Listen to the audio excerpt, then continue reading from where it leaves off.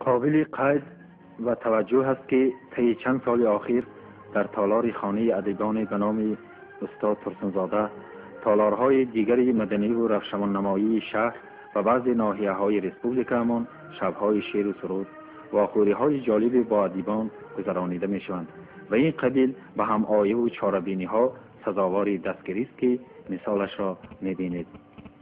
این کادرها را ما هنوز ماه گذشته از تالار خانه ادیبان به نام استاد ترسنزاده به نوار گرفته بودیم که این واخوری شاعری جوان حبیب الله ناظری و آوازخوان پسندیده کرامت الله قربانوف با مخلصان شعر و سرود بود.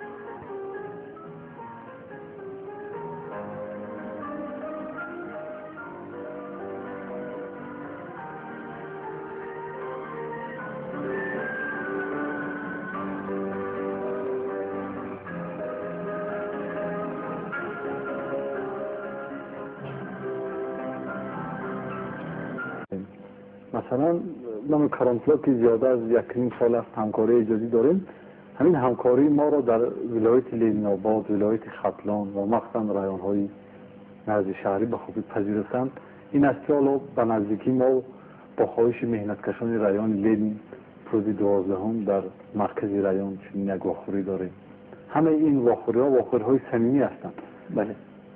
بعد من گمان میکنم که بعد از این واخوری‌ها من کوشش میکنم که با موسیقی نزدیکتر شوم. کرامتلا کوشش میکنم که به شعر نزدیکتر شوم. چون نیست کرامتلا؟ البته چون نسبت‌های ایجادی به منفعتی هستند. مثلا من الهام ایجادی من بعد از مطالعه کردن یگان شعر در خوب میآید و من با آن آهنگ میبندم، ولی در بعضی حالتها برعکس میشود که من اول آهنگ ایجاد میکنم بعد شعر میجویم. در همین لحظه همه الهام ما را حبیب الله جان قوت میدهد.